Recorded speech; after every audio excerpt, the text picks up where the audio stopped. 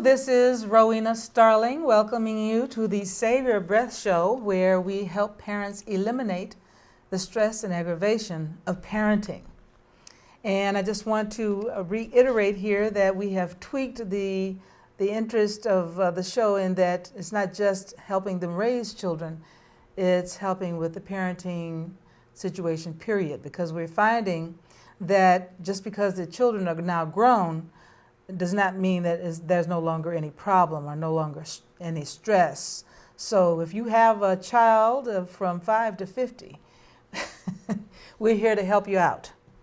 Okay? So, my guest today is Ms. Sharon Tom.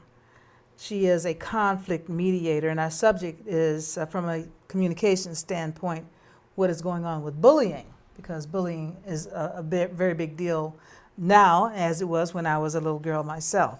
In fact, I have a story of when I was bullied very specifically. One of the reasons I was bullied that I can clearly recognize is that I was a little tattletale. And I like to win the favor of the adults because I did recognize them as being in power. You know, they fed me, gave me treats, took me places. So I was very big on being on their good side. So I would run and tell them stuff when the kids were doing something wrong. I was a little goody two-shoes. So the kids would meet me out back after I had done this and bully me. You know, sometimes I got a little physical. I distinctly remember one time that they chased, I recognized that I did this, and I ran to the car and locked myself in the car. You know, and they were circling like lions, you know. Anyway, sometimes when the kid is being bullied, it has something to do with what the kid is doing. It's just saying that. Just saying. Not always, most of the time not, but that's one that stands out in my mind. Okay, now, if you have issues, I just want to say from the standpoint of anxiety over things that happened to you when you were a child, and especially in terms of bullying, that's a holdover to when you were having these problems as a child, and you need help, do contact me. There's a link that will be showing for the parenting assessment that I do for people. It's a complimentary session that's a $250 value for free, so that you can tap into my assistance if you find that you want to free yourself from something that's kind of haunting you from your childhood. So, as I said, Ms. Sharon Tom is our guest. She is the founder of Ohana Group, a family mediation and parenting organization. She has been a practicing mediator, parenting coach for close to 20 years and has trained judges, police officers, attorneys, politicians, teachers, and parents the fine art of effective communications. I was so excited to get her on my show. Her love for Ohana, which means family, by facilitating clarity of understanding through communications between its members, has always been about the children. Sharon is currently working with families to teach an alternative way of dealing with conflict through restorative justice circle. She believes that as a community, we need to help create a safe environment for our future leaders to grow and thrive. Thank you for being with us here today, Sharon. Thank you, Rowena. I'm happy to be here. So what I wanted to know, you have spent a great deal of your career in conflict resolution. What brought about your interest in bullying? Well, in the 18 years that I have been doing mediation and training, I have learned to observe the public in the way they communicate and have conversation. And I've noticed that over the years, the children are starting to have more abusive language, to be more aggressive. And I started questioning what caused that, what brought about that learned behavior. And then I started hearing about all the suicides that were occurring between 13 and 15 years old of children that were being bullied, and how they committed suicide without their parents even knowing. So I started getting involved in that, researching more about it. And today what I'd like to really focus on is how the family environment contributes to that. Because there's a lot of different ways in which children learn about bullying. You could learn it through social media. You can learn it through the movies, from TV. You mean how to do it, how to bully do someone? it, yes. Character assassinations, aggressiveness. Their own parents. Their own parents. I heard a statistic, I read a statistic just recently, where in the United States alone, 681,000 children are abused every year.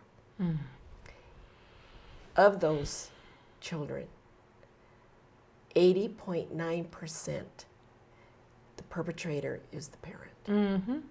So what I'd like to talk about today is how, as parents, we unknowingly contribute to our children being bullied or become bullies. And you have some sort of a weekly circle, or what is it, that a program that you're doing? I have a monthly yeah. introduction to parenting workshop Okay. that is held at the Community Well Center in San Francisco. And we go over learned behaviors as parents that we learned from our parents, and how we are unconsciously bringing them forth to our children. Yeah. Thank you. Well, You're we welcome. appreciate your interest in doing that and being so thorough about that investigation. Yes. It was heartbreaking when I was hearing about all those suicides. So what is bullying exactly? Bullying is an imbalance of power. It's aggressiveness, it's intimidation, it's belittling, it's done through teasing, it's being done through physical abuse, it's constant, day in and day out. Yeah, and in fact, adults bully each other. I just realized as I was thinking about this subject matter that we were going to be talking about this today, and just in general, because I was really focused in on it. I distinctly remember a couple of instances over the last within the last 5 years where I was bullied by other adults, and so it's kind of pervasive. It's something sort of has been woven into the fabric of who we are as Americans, I think. Yes. So It's not only in America, though. it's not all just over the America. world. It's all over the world, of course. Yes. What am I saying? I tend to forget that. So now, from a communication standpoint, how do you feel parents are contributing to bullying behavior? One of the things, excuse me, one of the things that we are not aware of is that we pick up our parenting skills when we are very young. Between the ages of birth and 2 years old, we have no sense of our own identity. So we're like sponges, and we pick up parenting behaviors, attitudes, beliefs from our parents, and we put it into our subconscious. How many times in your adult life have you actually said something and said, "Oh, I sound like my mother"? Too many times. Yes. Especially when my son was smaller. Yes. Oh my goodness. I said, oh, I've turned into my mother. Yes. That's horrible. And that's because the subconscious is bringing out those Learned programs. behaviors. Yes. Wow. So unless a parent has the skills and the communication ability ahead of time to learn how to handle those situations, they're going to revert back to those old ways. To unprogram, deprogram. What is the terminology? Is it deprogram yourself? Reprogramming. So it's reprogramming. Okay. And so what happens to the old program? You have to consciously override it. You just kind of override it, and does it just melt away, or what does it do? Eventually. It melts away eventually? However, unless you consciously make an effort to parent more effectively, when you go into stress, you will There it is. automatically revert back Yes. to those old ways. That's that stopping in the moment thing that I Yes. love to tell people to do. Yes. the going on automatic is not working if you're not in the Olympics. Right. So, thank you very much for that. Geez. I have some stories I could recount on my own about what I did as a parent, but we won't go there. I'll save that for my one-on-one sessions with people. Well, I wanted to pause just here, just quickly to say that what I do has a lot to in terms of helping parents with this stress and aggravation of parenting. It comes from learning. It's 20/20 hindsight to a lot of degree, and it also has to do with investigating why I was doing these very things that you're talking about right now. Mm-hmm. Mm-hmm. And I thank you very much for being here to point these things up for us. Oh, you're quite welcome. And if people are interested, the Introduction to Parenting class that I have, we go over our learned behaviors. We go over the values we want to give our children. And we also talk about our discipline and punishment style. Thank you. You're welcome. So, Sharon, from a communication standpoint, how can parents become more aware as to whether their children are being bullied? There are certain behaviors that start showing up in their children that they need to be conscious of. A couple of them are they start refusing to go to school. They start to become more introverted. They stop eating. They start missing personal items because it's being taken. Wow. Unexplained injuries. So there's a lot of signs that parents need to take a look at. Well, if there are signs like that, so are you saying that the kids are coming home and not saying that they're being bullied, or? Yes. I did some marketing research on my own, and I interviewed both the parents and the children, and 90% of the kids did not tell their parents that they were being bullied. Yeah, that's one of the things that fascinated me about, I think you told me this about 6 months ago, that the parents are clueless. They're clueless. They're clueless about the bullying, especially online, and with some things that were going on with apps. And Yes. Could you talk just a little bit about that? Sure. The parents feel that they have great communications with their kids. They certainly do. But in reality, because of the way the parents would react to being told that their child is being bullied, the children don't talk about it. And if you think about it, if your son came home and said he was being bullied, how would you react? Well, let me tell you. I think I said in a prior show, or one of the shows here, that my son was being mistreated by someone at his father's house, a woman I did not even know. And I stalked her at her job. So to answer your question, I become like one of these mama grizzly people that you know, I think that's just natural, right? Right. There have been many times when I stomped down to the school to get clear on what exactly happened. You want to know? protect your child. That's right. Yes. Yeah. Yes. And so this is an interesting point that you're making, because I would do that, then I think he probably stopped telling me about stuff, because I would go down to the school, and when I would leave, who knows what was going on with him while he was still there, Right. either with the teacher or whoever it was that I was helping understand. Right. And he just got to, oh, Mom, don't come to the school, please, don't. So I can see where that would be The part of the issue. humiliation, the embarrassment, the fact that there might be retaliation. The retaliation is my concern. Yes. I can't imagine that they would be humiliated and embarrassed because their parent is coming down to protect them. What is up with that? Sometimes they do. It's embarrassing that their parents have to come and protect them. That's an interesting concept.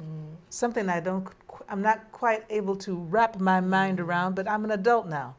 You know, it's a stretch for us. I'm fascinated with what a stretch it is for us to reach back to who we were Right. at 9 years old or 8 years old or 10 and see that person. That's an exercise that I do with people. But I kind of resent that it's so hard. You know, I'm thinking that as we go through time, we should have these cumulative memories that we can easily just call up, but it's just not that way. No. So what happens is that with the good intentions of parents, Mm-hmm. and because they don't know any other way, they would respond sometimes in a very negative way, Mm-hmm. in the sense that they might tell their child, well, you go take care of the problem. Or you go beat the guy up so that he doesn't do that to you anymore. Mm-hmm. Stand up for yourself. That's true. That's true. Okay. When I started researching bullying, I started telling a lot of adults about what I was doing. And I got the stories from the adults Mm-hmm. on how they were bullied Mm-hmm. when they were young. Right. And this one gentleman who was in his 70s now told me that he came home and he told his father that he was bullied at school. And he said to him, you take care of it, and you're not coming into this house until you do. And he locked him out. What? So- The father locked the son out? Yes. And so What? the son, who was not a violent person, and he wasn't aggressive, felt like that's what he had to do in order to get his approval of his father, which is what kids always try to do. And so he went and he beat the kid up. Not that So he he wanted did. to. He beat it. He Yeah, but it affected him for the rest of his life. because he was forced to do something that was way out of character. Yes. Interesting. And that's Psychologically, we're just kind of devastated by that's not so subtle though, but we can be devastated by subtle things. And wow. Right. So there are behaviors that parents do that help contribute to a child being bullied or turning the child into a bully. For example. For example, the idea that losing is not an option. Oh my goodness. The competitiveness, always being a winner. Are parents really serious about that though? Have you ever been to a Little League game? Oh sure, my son played. My son played football, and mostly he loved football. You know, he talks like he's an old veteran. I said, "Boy, you were in high school. What are you talking about?" But he has reminiscences of it, like he's like a pro would have. You know, in the good old days. So what do you mean the good old days? You're only 30 years old. You know, that kind of thing. So yeah. I was one of those screaming parents, but I wasn't one for what you're talking about. Yeah. I am in the process of creating a program with a coach. Actually, he's a referee with high school basketball. Okay. And he's retiring pretty soon. And he is looking at putting together a program for coaches in teaching coaches as well as the parents about bullying behavior. Because he says he sees too much of it out there. Well, especially with football, don't you think? Or does it matter what the sport It is? doesn't matter. Wow. It's the competitiveness. It's the ability or the parents' desire to make sure that the child grows up strong Yes. and can handle anything that That's they are part of it. confronted That's with. definitely part of it. Unfortunately, what happens is that they teach them more aggressive ways of dealing with it rather than more subtle communication ways of doing it. Subtle communication ways. When I think about that, and it's just a thought, I had my son learn karate, and I do kind of promote the idea, especially of boys, but girls, of course, of learning that, because what happens is once you learn to handle a problem on your own, suddenly the problem isn't there. But it's something that you're doing with yourself. Right. You're changing a behavior from within, a psychological thing that's attracting bullying to you or not. Well, bullies tend to focus on people that are weaker than them. Yes, they seek them that out. have weight problems, that have disability problems. So there's a variety of reasons. If there's an imbalance of power The bullies will focus on those that are weaker. So being, just to your point of being strong, that's one way of being strong, just kind of have it be innate, Yes. psychologically, emotionally. And then, of course, if they're energetic like boys can be, get them into that karate class so that they feel confident, it shines from them, and they're not bullied that way. Exactly. So now, from a communication standpoint, my favorite thing to say these first 4 months of the year, or is it 3? I'm not sure. What's a quarter? 3 years. What can parents do or say to help their children through their bullying experience? One of the things that parents tend to do unconsciously is to not listen to the child when they need to talk. So I would suggest that they empathize a lot and they learn to listen to their children rather than seeing them as individuals that don't know that much yet about life and don't have much to say, but to listen and to empathize and let them know that they're there for them. Don't criticize, don't judge, but let them know that you're there on their side and willing to support them. There are 3 things that I found in my 20 years of being a mediator and dealing with conflict. Yeah. There are 3 things that are a common thread of all conflict. What are they? First is we don't listen. We have that little voice that goes on in our head as we're listening to the other person talk. So we're really not hearing exactly what's being said. Right. The other thing is our communication style. Sometimes our style of communicating could be too aggressive for somebody where they shut down. And the third thing is because each of us come to the conversation with a different background, with different experiences. We think that our experiences are the same for everybody. So we make assumptions. That's one of my faults. I have a tendency, if it's, everybody's like me. I mean, can't you read my mind? And very interesting too on your point number 2 there is recognizing the difference that the different personality that the child is. Yes. I think that being sensitive to, I think many parents, I can't really see many parents, but parents who are in tuned, especially if they have more than one child, but it doesn't matter, even if you have one child, you have to recognize that possibly this child is not the way you think they are. They're not quiet because they're, being sullen. They're just a quiet kid. Yes. Right? So tuning into the type of person, also this conflict issue, recognizing who the person is when you're talking to your spouse. We tend to think that once we marry a person, we sort of absorb them. Everything in our environment becomes absorbed, and we forget to break out that difference and respect it. Yes, absolutely. So communications is really important on asking clarifying questions. Don't make assumptions. Listen to your child and speak to them so that you'll be heard. And I think I'm finding that I need to do even more of that, even though my child is an adult. I've made my mistakes, and I'm clean. I've cleaned it up quite a bit. I was able to, as I learned things, as Maya Angelou says, when you know better, you do better. So at some point there, right before it got too late, I started investigating and learning better. I did better. And I get a lot of compliments on the kind of person that he is today. Good. Though I'm sure I don't want you to ask him what he thinks about all that. But the proof is in the pudding. Yes. Okay. Well, good for you. Congratulations. Well, thank you very much for being with us here, Sharon. My pleasure. I really appreciate you coming here and imparting your wisdom to us.